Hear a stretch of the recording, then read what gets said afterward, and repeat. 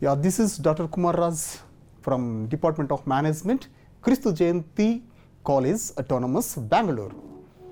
According to BBA curriculum, first year, first semester curriculum, and all management studies, you have to study, you have to learn.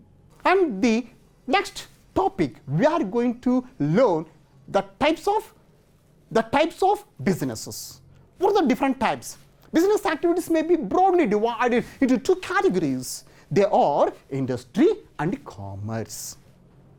The business activities may be broadly divided into two categories. The first one is industry and the second one is commerce. Let me learn what is industry. Industry is concerned with manufacturing of goods and services. What is commerce? Commerce is concerned with the exchange of goods and services. Industry is manufacturing of goods and services. Commerce is exchange of goods and services. There are two components in commerce. Let me learn about commerce. There are two components.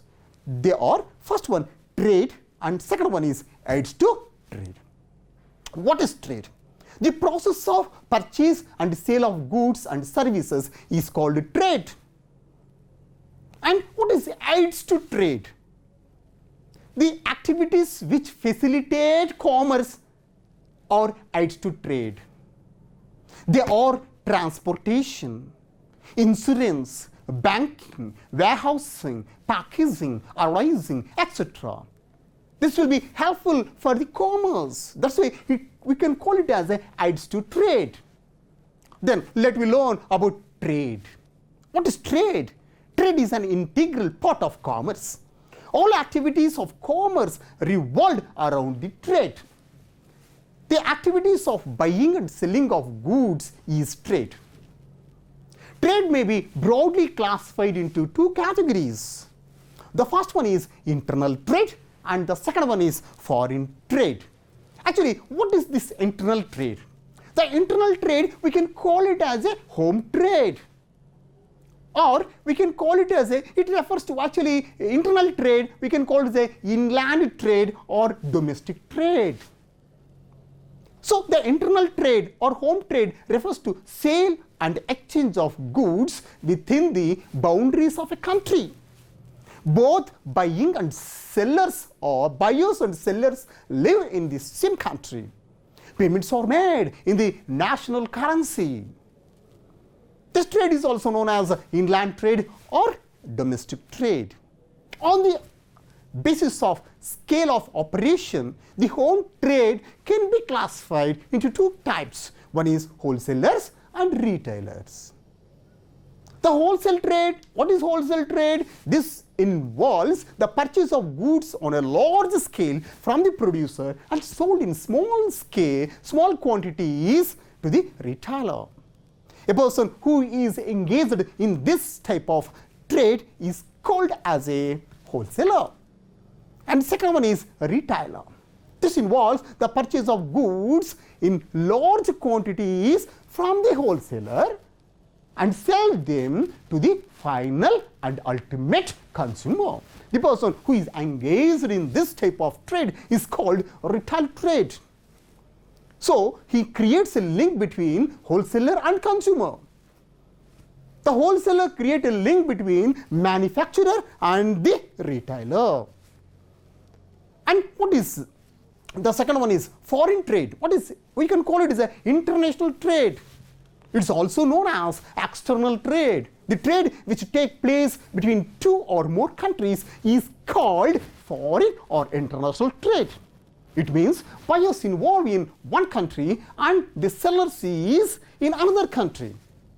This type of trade involves payment in foreign currencies.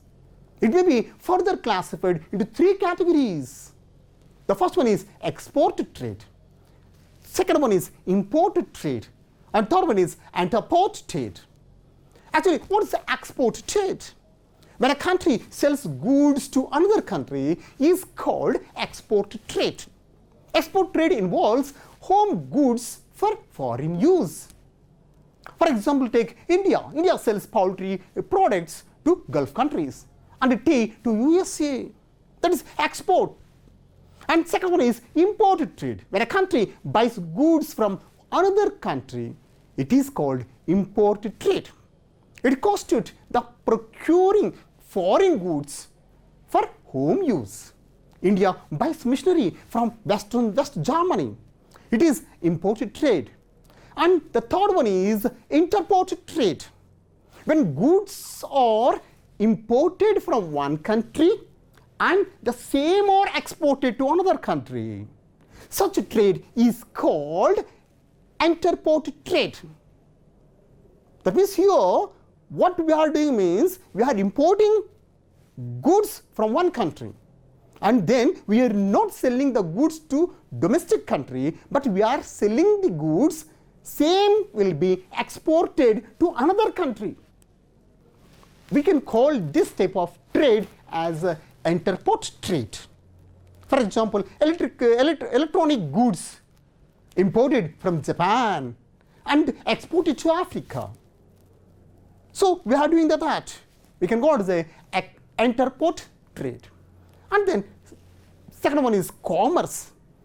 The exchange and distribution of goods and services is called commerce. According to James Stephenson, commerce is an organized system for the exchange of goods between the members of the industrial world. It establishes the link between the producer and the consumer. The activities which facilitate commerce are banking, transportation, insurance, warehousing, packaging, and advertisement, etc.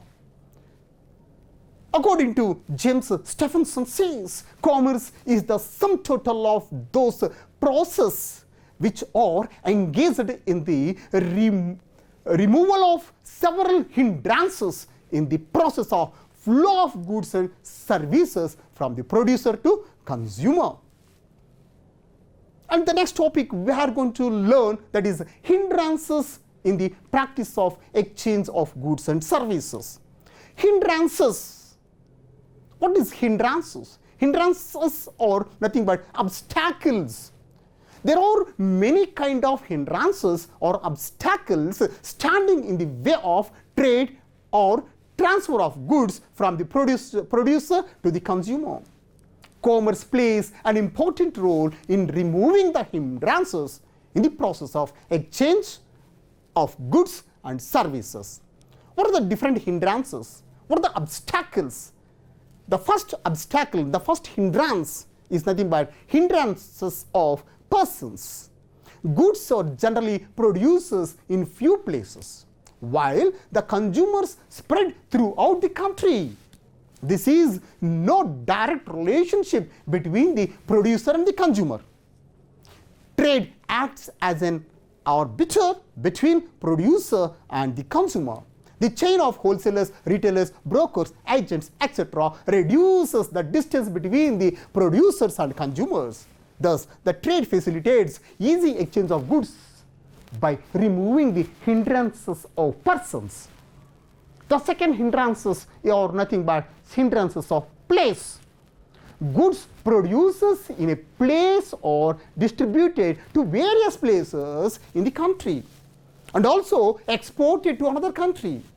Commerce reduces the distance between the producers and the consumers. The services like transportation, banking, insurance, packaging, etc. are useful in removing the hindrance of transporting of goods from the place of production to the place of consumption. The third hindrance is nothing but a hindrances of time.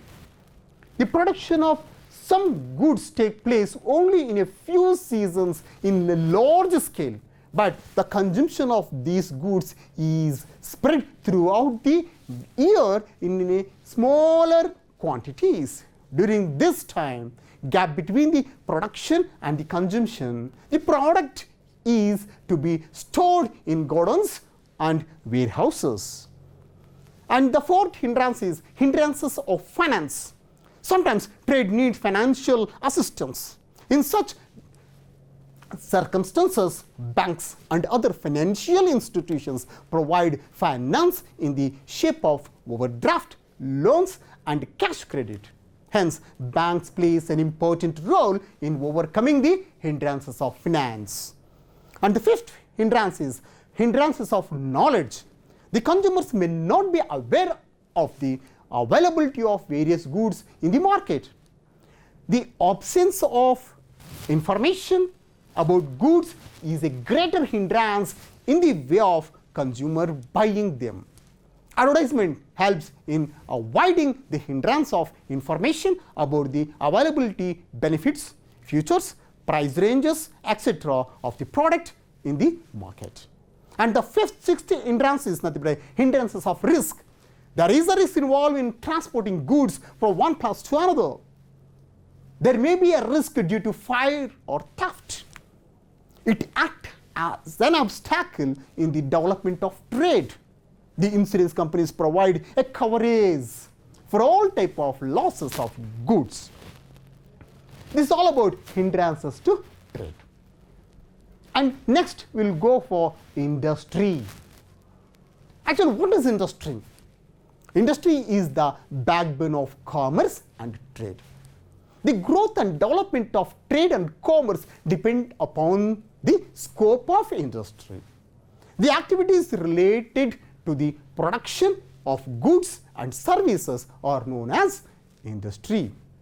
The industries are further classified under different categories. There are different types of industries are there. The first one, let me learn about the different kinds of classification of industry. The first one is extractive industries. These industries include activities in rising or extracting from the soil, climate, air, water, all from beneath the surface of the earth. Agriculture, fishing, mining, etc. are the examples. These are the industries where nature does everything and man does very little to add to it. This is called extractive industry. And the second one is genetic industries. These industries are engaged in reproducing and multiplying of certain species of animals and plants with the object of earning profit from their sale.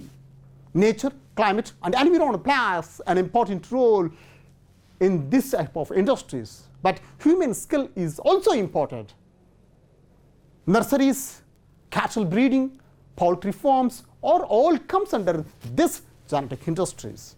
The third one is manufacturing industry.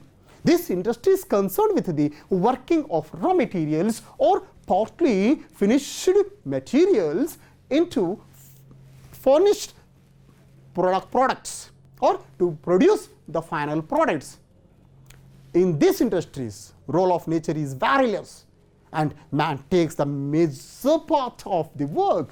Example, engineering, textile, and steel industries, etc. This comes under the manufacturing industries. And fourth one is construction industries. These are engaged in the construction of buildings, roads, dams, bridges, and canals. These industries use the products of manufacturing and extractive industries. The first industry is nothing but service industries. Service industries provide the necessary services directly or indirectly. For example, take banks, insurance companies, warehouses, etc. comes under service industry. Okay, this all comes under industry. So now already we learned the different type of business. What is business? Economic activities, business, trade, industry, commerce, types of trade, types of industry, hindrances to trade, and everything already we learn. And next one is